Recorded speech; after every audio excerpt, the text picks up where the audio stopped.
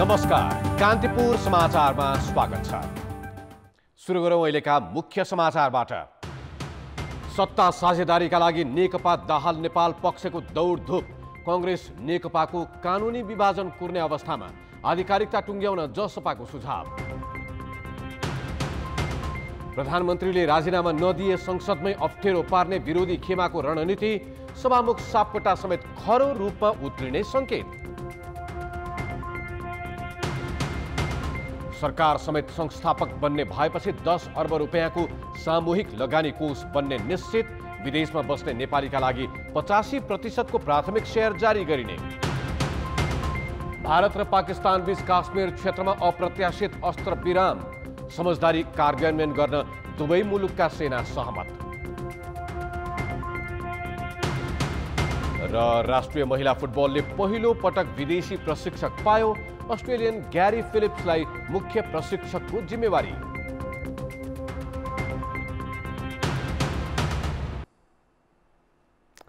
प्रतिनिधि सभा पुनर्स्थापनाको फैसलापछि पुष्पकमल दाहाल र माधव नेपाल नेतृत्वको नेकपाले नयाँ गठबन्धनका लागि दौडधुप तीव्र पारेको छ। संसदमा आफ्नो शक्ति बढाउन यस खेमाले नेकपाकै ओली पक्षधर नेताहरूलाई फकाउनेदेखि विपक्षी कांग्रेस र जनता समाजवादी पार्टीसँग सहकार्यका लागि मनाउने कसरत गरिरहेको छ। आज मात्र यस खेमाले पार्टी कार्यालय पेरिस डाँडामा जसपासँग छलफल गरेको छ। जसपाका अध्यक्ष महन्त ठाकुर सहित राजेन्द्र महतो र राजेन्द्र श्रेष्ठ पनि सहभागी छलफलमा नेकपा अध्यक्ष दाहालले प्रतिनिधि सभा पुनर्स्थापनाको मुद्दामा एकै ठाउँमा उभिएका दलहरू सहकार्य गरेर जानुपर्ने प्रस्ताव गरेका छन्। नेकपा व्यावहारिक रूपमा दुई खेमामा देखिए पनि प्राविधिक रूपमा एउटै पार्टी भएकाले तत्काल सहकार्य गर्न कठिन हुने जसपाका नेताहरूको जवाब छ। अगाडि बढ्ने हो, त्यसमा छलफलको लागि उहाँले बोलाउनु भएको थियो। मुख्य केन्द्र त्यही थियो। हामीले के भन्यो भने यो प्रचण्ड र माधव समूह भनेर कहिलेसम्म भनिराख्ने हो, समूह भनेर कहिलेसम्म यो काम चल्ने हो। पहिलो कुरा त पार्टी सिस्टममा पार्टी नै हुनु पर्यो। त मैले त्यही सोधेको थिएँ उहाँहरूलाई, तपाईँहरूको पार्टी कुन, के हो तपाईँहरूको पार्टी? त्यो चाहिँ पार्टी सिस्टममा पार्टी त प्रश्न हुनु पर्यो नि। एउटै पार्टी प्रतिगमन गर्ने पार्टी पनि उही, प्रतिगमनको विरुद्धमा लड्ने पार्टी पनि उही। भनाइको मतलब के त?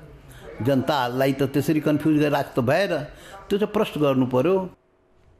जसपाका नेताहरूले पार्टीको आधिकारिकता टुङ्गो लागेपछि मात्र सहकार्यका लागि ढोका खोल्ने बताएपछि अध्यक्ष दाहालले प्रधानमन्त्री ओलीको विस्थापनका लागि अहिलेदेखि नै सहकार्य गर्नुपर्ने बताएका थिए। यसअघि आजै बिहान दाहाल र नेकपाका उपाध्यक्ष वामदेव गौतम बीच पनि भेट भएको छ।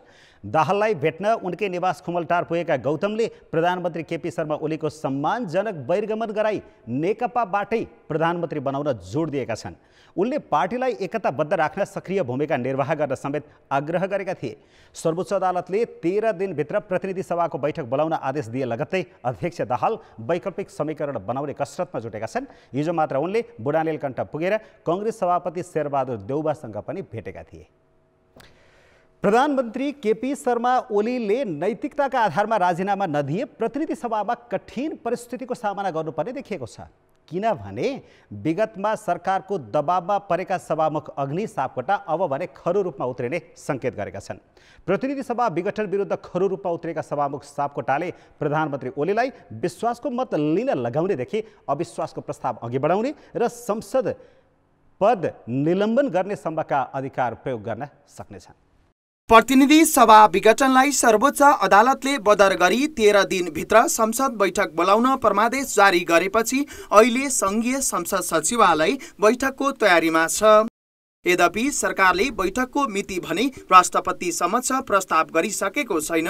पार्टीभित्र किचलो बढ्दै गएपछि संसद अधिवेशन अन्त्य गरेका ओलीले आफू विरुद्ध अविश्वास प्रस्ताव आउने देखेपछि पुस 5 मा विघटन गरिदिएका थिए। तर सर्वोच्चले मिति नै किटान गरी प्रतिनिधि सभा बैठक बोलाउन भनेपछि अब टार्न सकिने अवस्था छैन। विघटन बदर भए पनि राजीनामा नदिने बरु संसदको सामना गर्ने संकेत ओलीले गरेका छन्। यद्यपि प्रधानमन्त्री ओलीलाई संसदको सामना अब सहज हुने देखिँदैन, किनभने पुनः स्थापनापछि ओली समूहले नैतिक बल गुमाइसकेको छ।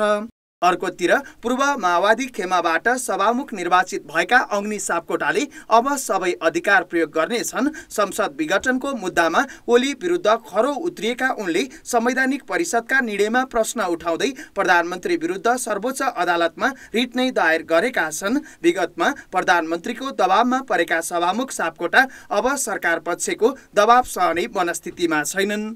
उनीसँग सरकारी पक्षका प्रस्तावलाई रोक्नेदेखि प्रतिनिधि सभा नियमावली उल्लङ्घनको आरोपमा सांसदबाटै निलम्बन गर्नेसम्मको अधिकार छ।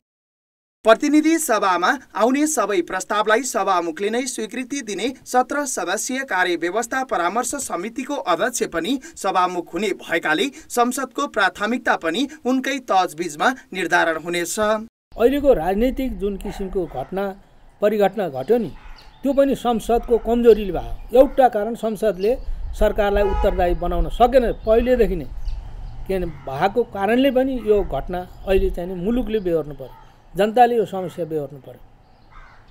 त्यसकारण पनि सभामुखजीले संसदको चाहिने जुन किसिमको मूल्य मान्यता छ, प्रक्रिया छ, त्यसलाई सशक्त र दरिलो र व्यवस्थित बनाउनु उहाँले भूमिका खेल्नुहुन्छ जस्तो मलाई लाग्छ। प्रधानमन्त्री ओलीले राजीनामा नदिए संसद सुचारू हुने बित्तिकै संविधानको धारा 100 को उपधारा 2 बमोजिम विश्वासको मत लिनुपर्ने हुन्छ, किनभने अहिले ओलीलाई पार्टीभित्रकै दाहाल खेमाका सांसदको समर्थन छैन भने सरकारलाई समर्थन गरेको जसपाले पनि यसअघि नै समर्थन फिर्ता लिइसकेको छ। संविधान अनुरूप ओलीले विश्वासको मत नलिए सभामुखले संसद सचिवालयमा दर्ता भएको अविश्वासको प्रस्ताव अघि बढाइदिन सक्नेछन्। अब कुन प्रस्तावलाई कसरी राख्ने, संकल्प प्रस्तावलाई कहिले राख्ने, कुनै विशेष ध्यानाकर्षण प्रस्तावलाई कसरी राख्ने भन्ने राख्न सक्नुहुन्छ। त्यस्तै विश्वास अविश्वासको प्रस्तावहरूलाई कुन दिन राख्ने, कसरी राख्ने भन्ने कुराहरूमा सबै उहाँले चाहिँ कार्यव्यवस्थासँग परामर्श मात्रै हो, उहाँले लिने निर्णय गर्ने उहाँले नै हो। त्यस कारणले गर्दाखेरि उहाँको व्यापकै अधिकार हुन्छ त्यो मानेमा भन्ने हो भने भित्रको जुन आन्तरिक प्रक्रियागत कुराहरूमा चाहिँ उहाँको चाहिँ काफी रोल हुन्छ। समग्र संघीय संसदको नेतृत्वको भूमिकामा रहने सभामुखलाई काम गर्न विगतमा जस्तो असहज परिस्थिति नहुने भएकाले पनि सभामुखले आफ्नो सक्रियतालाई फराकिलो बनाउन सक्छन्। यति मात्र होइन, प्रतिनिधि सभा नियमावलीमा व्यवस्था भएको विशेषाधिकार प्रयोग गरेर पनि सभामुखले संसदमा आफ्नो भूमिका देखाउन सक्छन् र त्यो ओलीका लागि प्रिय हुने छैन। कान्तिपुर समाचारका लागि क्यामेरामा सञ्जय लुइटेलका साथ बाबुराम तिमिलसिना, काठमाडौँ। प्रतिनिधि सभा पुनर्स्थापना भएपछि कांग्रेस सभापति शेरबहादुर देउवा फेरि सत्ता राजनीतिको केन्द्रमा देखा परेका छन्। नेकपाका दुवै खेमाले सत्ता सहकार्यको प्रस्ताव गरेको र कांग्रेस बिना कुनै पनि दलले सरकार बनाउन सक्ने अवस्था नरहेको कारण देउवा निर्णायक भूमिकामा पुगेका हुन्। तर उनको ध्यान भने कुनै तत्काल खेमालाई साथ दिने भन्दा पनि नेकपाको कानुनी विभाजनमा बढी छ। हुन त कांग्रेससँग यति बेला प्रतिनिधि सभामा जम्मा 63 सांसद छन्। त्यसमा पनि विजय कुमार गच्छेदार र अफ्ताब आलम निलम्बनमा रहेका कारण सक्रिय संख्या 61 मात्र छ। 275 सदस्यीय प्रतिनिधि सभामा नेकपा एक्लैसँग 174 सिट छन्। दुई गुटमा कति सांसद कता हुन्छन् भन्ने अझै यकिन छैन। दुवै खेमाले आफूसँग करिब 90 सांसद रहेको दाबीसहित नयाँ समीकरणका लागि दौडधुप सुरु गरेका छन् र दुवै खेमाको पहिलो रोजाई नेपाली कांग्रेससँगको सत्ता सहकार्य छ। त्यसैले पनि राजनीतिको केन्द्रमा पुनः देउबा हुन पुगेका हुन्। दाहाल नेपालले देउबालाई 2 पटक निवासमै पुगेर 1 पटक पार्टी कार्यालय पुगेर सहकार्यको प्रस्ताव मात्र गरेका छैनन्। सार्वजनिक मञ्चबाट पनि पटक पटक कांग्रेससँगको सहकार्यलाई जोड दिएका छन्। तर कांग्रेस भने अहिले नै नेकपा नफुटेको भन्दै बोल्ने बेला नभएको भनिरहेको छ। होइन, अब त्यो प्रस्तावको अहिले प्रसङ्गै आइसकेका छैन। पहिले त प्रक्रियामा आओस् न। संसदीय प्रणालीको प्रक्रिया छ नि, त्यो प्रक्रिया अगाडि बढेपछि मात्रै कांग्रेसले चाहिने केही कुरा केही गर्ने केही भन्ने हुन्छ। या छोरो नजन्मी कन्न निबाट्ने चाहिँ कुरा त गर्नु भएन नि, होइन? कुरा त्यति हो। जस्तो अहिले दुईटैबाट प्रस्तावहरू आइरहेछन् भन्ने छ नि। त्यो प्रस्तावहरू अहिले कहीँ पनि आएको छैन हाम्रो लागि सुन्ने, होइन? अहिले हामी त्यसलाई प्रस्तावकै मान्दैनौँ। प्रस्ताव कुन प्रस्ताव? के चाहिँ प्रस्ताव? संसदीय प्रक्रियामा आउनु पर्यो नि। उता ओली खेमा पनि आफ्नो पार्टी जोगाउन भन्दा देउबालाई फकाउन बढी केन्द्रित छ। कुनै बेला देउबालाई काङ्ग्रेसका तर्फबाट देशकै अन्तिम प्रधानमन्त्री भनेर भाषण गरेका ओली अहिले दाहाल नेपाललाई सत्ता दिनुभन्दा देउबालाई दिनु लाभदायक ठानिरहेका छन्। तर देउबाले अहिलेसम्म मुख खोलेका छैनन्।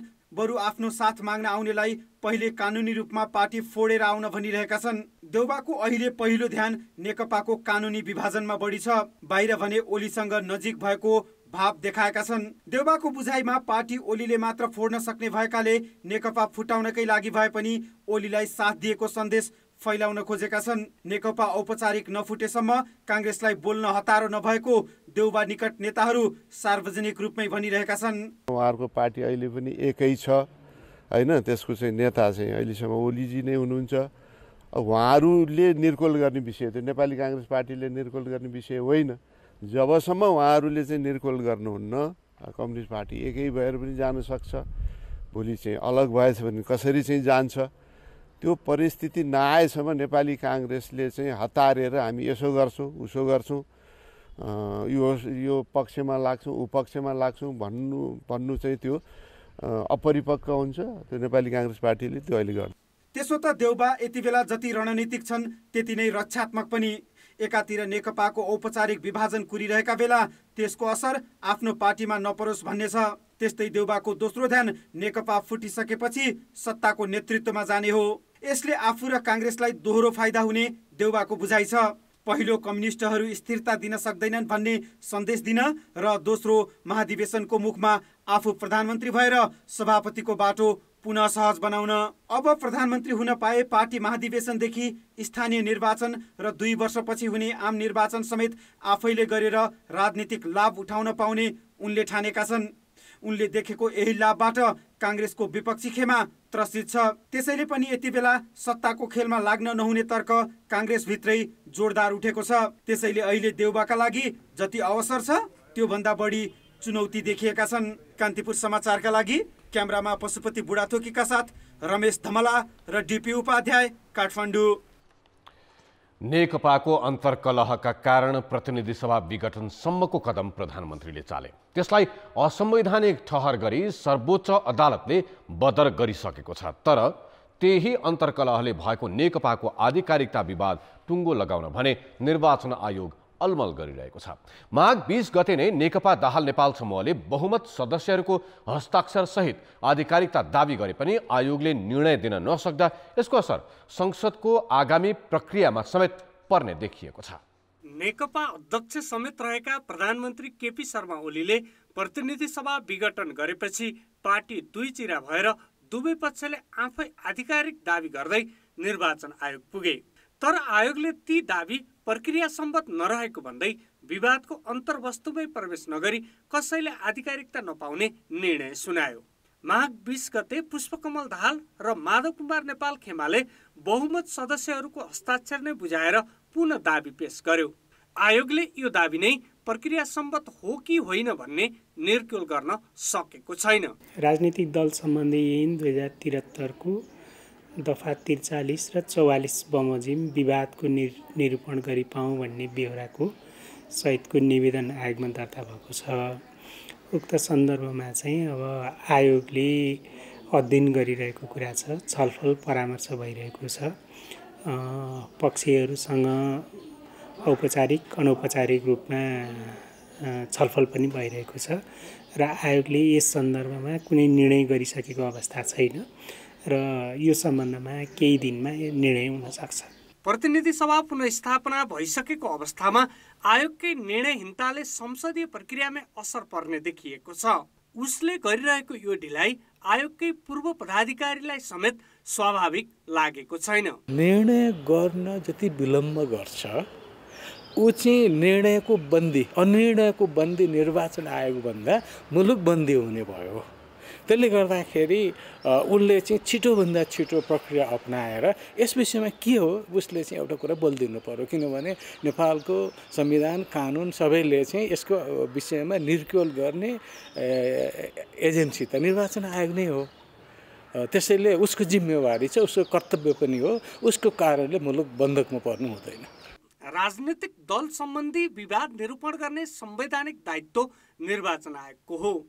यस दायित्वबाट भाग्ने वा उम्कने अधिकार आयोगसँग नरहेको जानकारहरू बताउँछन्। यी संस्थाहरूको क्रेडिबिलिटी साख कहाँ रहन्छ भनेदेखि ऊ जति ट्रान्सपरेन्ट हुन्छ, उसले जति आफ्नो कुराहरू चाहिँ आम जनतालाई भन्छ, जति त्यो पार्टनरहरूलाई बोलाएर चाहिँ कुरा सेयर गर्छ मिडियालाई राखेर, त्यति ऊ कहाँ छ भन्ने कुराहरू सबैले बुझ्दछ। अब अहिले त किन भइराखेको छैन, किन रोकिरहेछ, के कारणले के अप्ठ्यारो पर्यो, उसले त के बोलिदिएको छैन। त्यो नबोलिदिँदाखेरि चाहिँ अनावश्यक शङ्काको घेराभित्र ऊ पर्यो, उसको साखको प्रश्न उठिसक्यो। आयोगले गरेका निर्णय चित्त नबुझे अदालत जाने स्वतन्त्रता दलहरूलाई छ।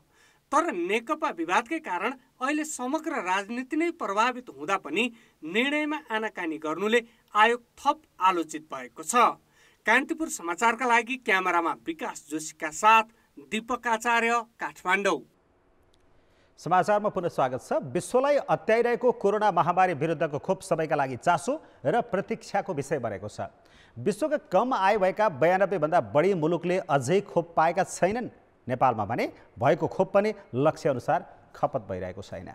नेपालमा माघ 14 गतेदेखि खोप अभियान सुरु भएको थियो। भारतले अनुदानमा दिएको खोप पहिलो चरणमा प्राथमिकताका आधारमा 5,07,606 जनालाई लगाउने लक्ष्य थियो। तर अनुदानमा प्राप्त 10 लाख डोज मध्ये जम्मा 4,29,700ले मात्रै लगाए। अरू 10 लाख डोज सरकारले द्रुत प्रक्रियाबाट किनेर ल्याइसकेको छ भने त्यति नै डोजका लागि बैना गरेको छ। कम आय भएका विश्वका 92 भन्दा बढी मुलुकले किन्न खोज्दा पनि नपाएको र अत्यधिक प्रतीक्षा गरिएको खोप किन लक्ष्य अनुसार खपत भइरहेको छैन त? जस्तो हाम्रा खोप केन्द्रहरू सदरमुकाममा मात्रै केन्द्रित भए धेरै व्यक्तिहरू जो लक्षित वर्गभित्र पर्नुहुन्थ्यो उहाँहरू खोप केन्द्रसम्म आउन भ्याउनु भएन। त्यस कारणले पनि केही व्यक्तिहरू छुटेको हुन सक्नुहुन्छ। त्यही कारणले अब हामीले 55 वर्षभन्दा माथिको समूहमा पनि जाँदैछौँ र हाम्रा स्वास्थ्य संस्थासम्म जाने भएको हुँदाखेरि अब यो छुट्नु हुँदैन भन्ने हामीलाई लाग्छ। पहिलो चरणमा अग्रपङ्क्तिको जनशक्तिलाई लक्षित गरी अभियान चलाएको सरकारले यही फागुन 23 गतेबाट दोस्रो प्राथमिकताको खोप अभियान सुरु गर्दैछ। यस चरणमा 55 वर्षमाथिका नागरिक, शिक्षक, सवारी चालक तथा सहचालक लगायतले खोप पाउनेछन्। यसका लागि करिब 6,700 खोप केन्द्र तय गरिएका छन्। जानकारहरू भने खोपप्रति सचेतना अभावका कारण अपेक्षित रूपमा खपत नभएको बताउँछन्। यदि स्वास्थ्य मन्त्रालयसँग चाहिँ कोभिड भ्याक्सिनेसन गर्ने कुरालाई चाहिँ सही तरिकाले प्लानिङ प्लान गर्ने अब लजिस्टिक म्यानेजमेन्ट भ्याक्सिनेसन सबै कुराहरू चाहिँ कन्फर्म हुँयो भनेदेखि स्टकमा 15 लाख 10-15 लाख भ्याक्सिन बाँकी हुँदै 23 गते पुर्नु भनेको चाहिँ बेवकुफी हो, मूर्खता हो। यदि राम्रो म्यानेज गर्ने हो भनेदेखि 23 गतेदेखि चलाउने खोप कार्यक्रमलाई जे होस् अहिले नै 15 लाख भ्याक्सिन बाँकी हुँदाखेरि कन्टिन्यू गर्नुपर्छ। किनभने मैले 23 गते कुर्ने अनि अर्को कुर्ने अनि त्यो बेलामा चाहिँ यो कोभिड-19ले चाहिँ आफ्नो स्ट्रेन चेन्ज गर्यो भने यतिका अरबौं रुपियाँको खर्च त कुनै औचित्य नरह्ने पनि देशमा। त्यसो त पछिल्लो समय संक्रमितको संख्या घटेकाले पनि खोप नलगाउँदा हुन्छ कि भन्ने सोच समेत कतिपयमा पाइन्छ। तर समयमै खोप नलगाई लापरवाही गरेमा पछि पछुताउनु पर्ने पनि हुन सक्छ। कान्तिपुर समाचारका लागि कृपाल गौतम, काठमाडौँ। कोरोना भाइरसका कारण थप 83 जनाको मृत्यु भएको स्वास्थ्य मन्त्रालयले जनाएको छ। मृत्यु हुनेको यो संख्या पछिल्लो 24 घण्टामा भने होइन। यसअघि छुटेको तथ्याङ्कलाई गणना गर्दा मृतकको संख्या बढेको मन्त्रालयले जनाएको छ। कोरोनाका कारण मृत्यु हुनेको संख्या बुधबार मात्रै 619 जना थप गरिएको थियो। पछिल्लो समय कोरोना संक्रमित र मृत्यु हुनेको संख्या न्यून छ। मन्त्रालयका अनुसार अहिलेसम्म 2,73,872 जनामा संक्रमण पुष्टि भएको छ। तीमध्ये 98.7% अर्थात् 2,70,223 जना निको भएका छन्। कोरोनाबाट अहिलेसम्म 2,767 जनाको मृत्यु भएको छ। उपभोक्ताहरूको निरन्तरको विरोध र संसदीय छानबिनले समेत बेथिति औल्याएपछि सरकारले वैज्ञानिक वन व्यवस्थापन कार्यविधि 2071 खारेज गर्यो। तर मन्त्री परिषदले माघमा खारेज गरेको कार्यविधि पूर्ण कार्यान्वयनमा वन मन्त्रालयले अहिले पनि आनाकानी गरिरहेको छ।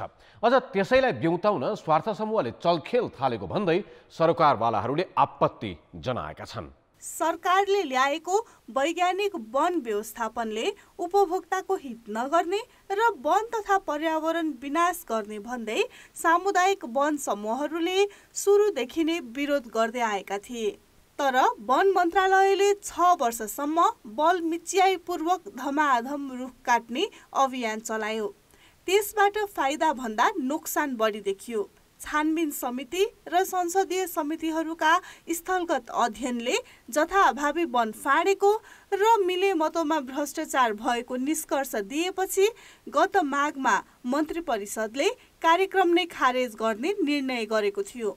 तर कार्यक्रम खारेजी पछिको व्यवस्थापनमा मन्त्रालयले चासो नदिँदा काटिएका रुख र अरू वन पैदावार निकासीमा अन्यल सिर्जना भएको छ। सरकारवालाहरूले फेरि त्यही विनाशक कार्यक्रम ब्युत्याउने मन्त्रालयको चलखेलका रूपमा बुझेका छन्। फेरि उहाँहरू कोठाभित्रै 5-7 जना कर्मचारीको बिचमा बसेर छलफल गरेर यसलाई त हामी नब्युत्याउ छोड्दैनौँ, मन्त्रीलाई कन्भिन्स गर्ने हो कि अरू नीति निर्मातालाई कन्भिन्स गर्ने हो कि क्याबिनेटमा भएका सबै मन्त्रीहरूलाई कन्भिन्स गरेर होइन हजुर यो त विज्ञान फेल भयो भनेर कन्भिन्स गर्ने हो कि त्यो लेभलबाट उहाँहरू जाँदै हुनुहुन्छ भने त्यो दुर्भाग्य हो। वन मन्त्रालय भने यसको कार्यान्वयन सम्बन्धी बेग्लै प्रस्ताव तयार गरी मन्त्री परिषद लैजाने तर्खरमा रहेको दावी गर्छ। तपाईको चाहिँ कार्यविधि कार्ययोजना कस्तो हुन्छ भन्दाखेरि ढला पडा सुक्खा खडा कार्ययोजना बमोजिम मात्रै त्यो चाहिँ नि निकाल्न पाइयो। हरियो रुखहरू काँचो रुखहरू निकाल्न पाइएन। विगतमा जस्तो थियो दिगो वन व्यवस्थापन अन्तर्गत जसरी चाहिने काम अगाडि बढ्थ्यो त्यही किसिमले अगाडि बढ्नेछ भनेर हामीले यो चाहिँ प्रस्ताव क्याबिनेटमा लैजाँदैछौँ। वन मन्त्रालयका उच्च प्रशासक र रुख कटानबाट फाइदा लिएका ठेकेदारहरू यो कार्यक्रम खारेज गर्ने निर्णयप्रति असन्तुष्ट छन्। त्यसैले उपभोक्ता र संरक्षण कर्मीहरूले सरकारी ढिलासुस्तीप्रति आशंका गरेको देखिन्छ। कान्तिपुर समाचारका लागि शर्मिला खनालको रिपोर्ट।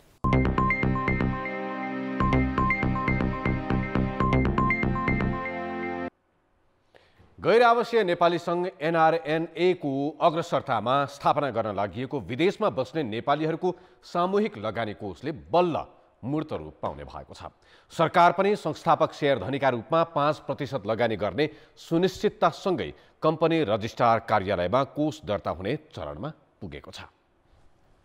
नेपालमा पूर्वाधार, कृषि, स्वास्थ्य र शिक्षा क्षेत्रमा लगानी गर्ने उद्देश्यले गैर आवासीय नेपाली सङ्घको अग्रसरतामा 10 अर्ब रुपियाँको सामूहिक कोष स्थापना गर्न लागि हो। कोषमा सरकारले पनि संस्थापकका रूपमा 5% दरले हुने 50 करोड रुपियाँ लगानी गर्ने भएको छ। कोषमा 95% लगानी गैर आवासीय नेपालीले गर्नेछन्। 85% लगानी प्राथमिक शेयर जारी गरेर उठाउने योजना छ। झन्डै 2 अर्ब बराबरको प्रस्ताव आइसकेको सङ्घका अध्यक्ष कुमार पन्तको भनाइ छ।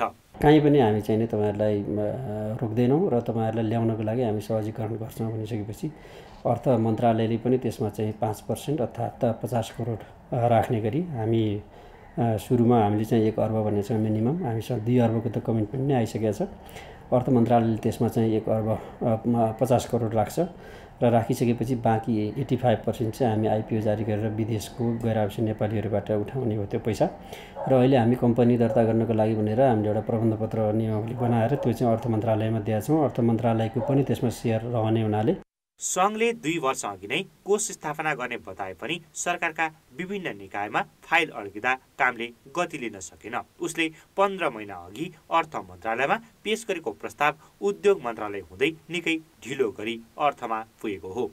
यसबीचमा सङ्घका पदाधिकारीले उद्योग मन्त्रीदेखि अर्थमन्त्री र धितोपत्र बोर्डका पदाधिकारीसम्मै दौडधुप गर्नु परेको थियो। अब अर्थ मन्त्रालय नै संस्थापक शेयर धनी बन्ने भएपछि कोषले मूर्त रूप पाउने निश्चित भएको हो। 10 अर्ब रुपियाँको कोष स्थापना गर्नलाई उहाँहरूले आफ्नो अग्रसरता देखाउनु हो। त्यो सन्दर्भमा सरकारको तर्फबाट पनि केही चाहिँ सहयोग होस् भन्ने हिसाबले उहाँहरूले कुरा राखे बमोजिम अर्थ मन्त्रालयमा माननीय अर्थमन्त्रीज्यू, उद्योग वाणिज्य तथा आपूर्ति मन्त्रीज्यू, नेपाल राष्ट्र ब्याङ्कका गभर्नर लगायतको चाहिँ बैठक बसेर त्यो विषयमा चाहिँ गैर आवासीय नेपाली सङ्घले यो कोषको स्थापना गरेको अवस्थामा नेपाल सरकारको तर्फबाट 5% यसमा चाहिँ लगानी गर्ने भन्ने निर्णय भएको हो। 2 वर्ष अघि भएको लगानी सम्मेलनमा NRNA र उद्योग मन्त्रालय बीच सामूहिक लगानी कोष स्थापनाको समझदारी भएको थियो। कोषमा यसअघि नेपालकै निजी क्षेत्रको 5% लगानी रहने भनिए पनि सरकारले मानेन। बरु सरकारले आफै लगानी गर्न अघि सरेपछि प्रक्रिया लम्बेतान भएको देखिन्छ। एनआरएनकै लगानीलाई लक्षित गरी धितोपत्र दर्ता तथा निष्कासन नियमावली संशोधन गरी पूर्वाधार क्षेत्रमा लगानी गर्ने कम्पनीलाई 1 वर्षमै प्राथमिक सेयर निष्कासन गर्ने बाटो खोलेको भने 4 वर्ष भइसकेको छ। कान्तिपुर समाचारका लागि क्यामेरामा हरिशरण तिमिल सिन्हाका साथ सुदिल पोखरेल, काठमाडौँ।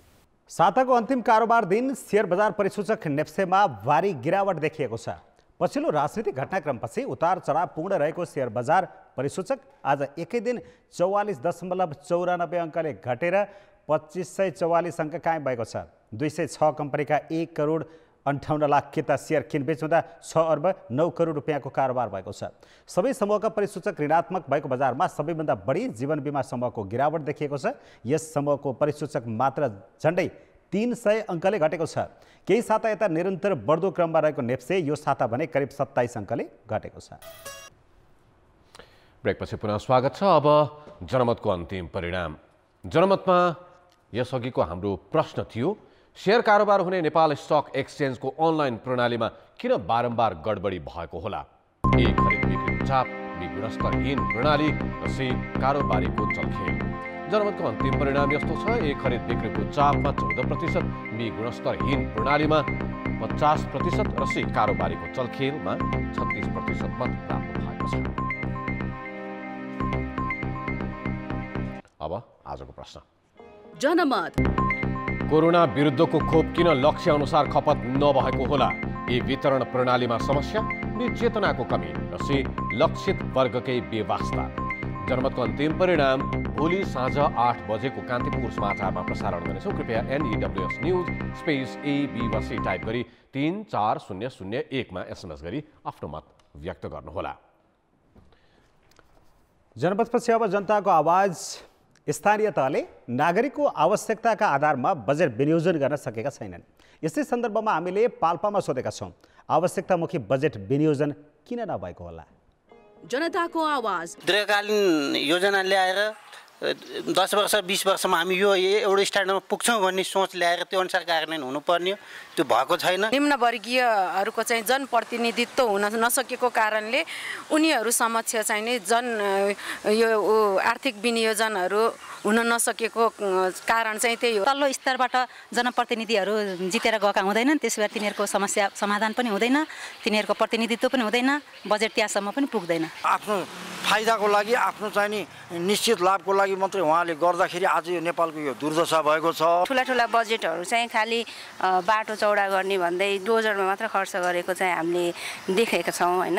तर हाम्रो समाजमा जुन यो पिछडिएका वर्गहरू छ, पिछडिएको वर्गलाई चाहिँ यो बजेटले चाहिँ निर्धारण गर्न होइन विनियोजन हुन चाहिँ सकेको छैन। बजेट विनियोजन गर्दाखेरि उनीहरूको आसेपासे र उनीहरूको गाउँ स्तरमा र उनीहरूको नजिक पर्ने मानिसहरूको लागि मात्र विनियोजन भएको हुन्छ। गरिब जनताहरू र पीडितहरूलाई उनीहरूले हेर्नै सकेका छैनन्। त्यसै कारणले गर्दा जनता वर्गहरू अझै पनि उनीहरू तल्लो स्तरमै छन्, माथि उठ्न सकेका छैनन्। योग्यता अनुसारको तालिम हुन पर्यो र उनीहरूलाई चाहिँ अब केही गरेर खानलाई अब बजेट पारिदिनु पर्यो सरकारले।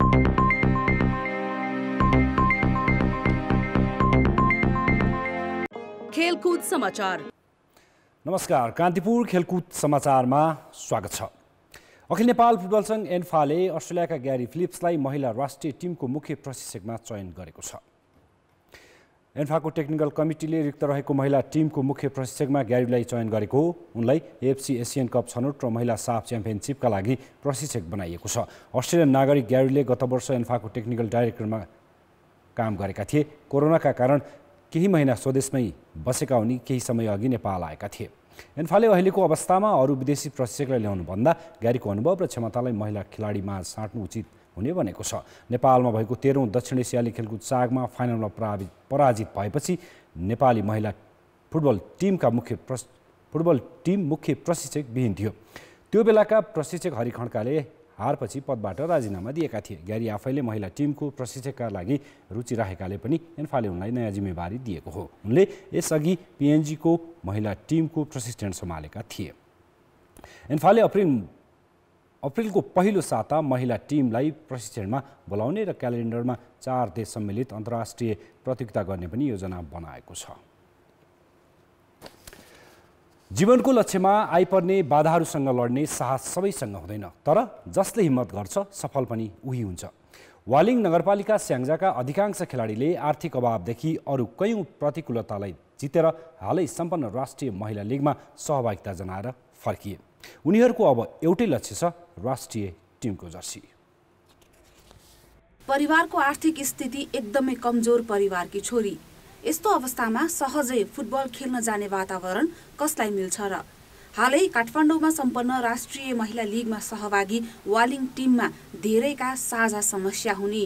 तीमध्ये गोलकिपर सावित्री किसान, स्ट्राइकर शान्ता नेपाली र अस्मिता रनपालको कथा भने अलि भिन्न छ। तीनैजना 18 वर्षभन्दा कम उमेरका हुन्। यिनको काँधमा जति टिमका लागि राम्रो प्रदर्शन गर्नुपर्ने जिम्मेवारी छ, त्यति नै परिवारलाई आर्थिक टेवा दिनुपर्ने बाध्यता पनि। अन्डर 14 र 15 टिमबाट नेपालको प्रतिनिधित्व गरिसकेकी सावित्रा अहिले पनि अरूको घरमा काम गर्दै परिवार र फुटबलका लागि रकम जुटाउँछिन्।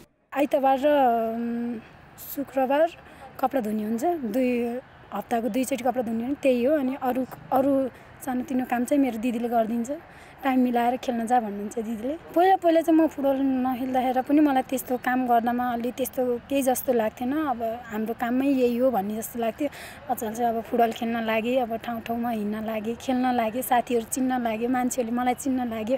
त्यहाँबाट चाहिँ अलिकति अड लाग्ने, अरूको घरमा काम गर्न जान पनि अलि लाज लाग्ने त्यस्तो हुन लाग्यो। तर पनि म लाज मानेर केही गर्नु छैन नि त। अब घरको स्थिति हेरेर पनि आफूले काम गर्नु पर्यो, त्यही भएर म लाजलाई हटाएर म काम नै गर्छु। काम नभएको बेलामा, फ्री भएको बेलामा चाहिँ म ट्रेनिङ जान्छु। सुन्तला बेचेर परिवार पाल्ने बुबा आमाले शान्ताका लागि बुट किन्न सक्दैनन्। दाइ र दिदीमा शारीरिक रूपमा अपाङ्गता छ। सारा अप्ठ्याराहरूले राष्ट्रिय टिमबाट खेल्ने उनको सपनालाई भने अलिकति पनि मर्न दिएको छैन। बिहान 6 बजे उठेर अरूको घर काम गरेर आएर 9:30 बजे स्कुल गएर आएर 4 बजे आएर काम सकाएर अनि काम सकेपछि ट्रेनिङ गर्न आउनुपर्छ। यतिसम्म आइसके अब कोसिस गरिरहन्छु, अब खेलिरहन्छु अझै पनि राम्रो हुनको लागि। एफएफको दिदीहरू खेलेको देखेर, आर्मीको दिदीहरू खेलेको देखेर अलि मन अलिक हुन्छ, खेलम जस्तो हुन्छ, यस्तै हुने कहिले होला जस्तो हुन्छ। अस्मिताले पनि उमेर समूहमा नेपालको जर्सी लगाइसकेकी छन्। बेला बेला आर्थिक अभावकै कारण फुटबल छोड्नुपर्छ कि भन्ने पिरले भने उनलाई छाडेको छैन। फुर्सदको बेलामा म चाहिँ ट्रेनिङ जान्छु। अनि मम्मीले अरूको घरमा काम गर्दाखेरि मैले मेरो डान्स क्लास चलाउँछु। अनि उहाँबाट पनि अलिअलि आफूलाई घरमा आम्दानी हुन्छ। अनि त्यसपछि मम्मीले नभएको बेलामा चाहिँ मम्मीको काम पनि गरिदिन्छु। त्यही त हो, गाउँमा अब घरबाट पहिला सुरु फुटबल छोरी मान्छेलाई कहाँ खेल्ने, फुटबल खेलेर के हुन्छ, यस्तो खालको कुराहरू च्यालेन्जेसहरू नआएको होइनन् हैन। अनि दिँदैन हामीले अब उनीहरूको बाबाआमालाई नानीहरूलाई फुटबल खेलाउँदा फाइदा यो हुन्छ ऊ हुन्छ भनेर अब सुनाउनु पर्थ्यो र पनि सजिलो थिएन। यी खेलाडीले अहिले पुरै स्याङ्जालाई देशभर चिनाइरहेका छन्। अबको सपना छ देश चिनाउने। कान्तिपुर समाचारका लागि क्यामेरामा विनोद कोजुका साथ सबिना कार्की, काठमाडौँ। कान्तिपुर खेलकुद समाचार अहिले यति नै। अब मौसम सम्बन्धी जानकारी।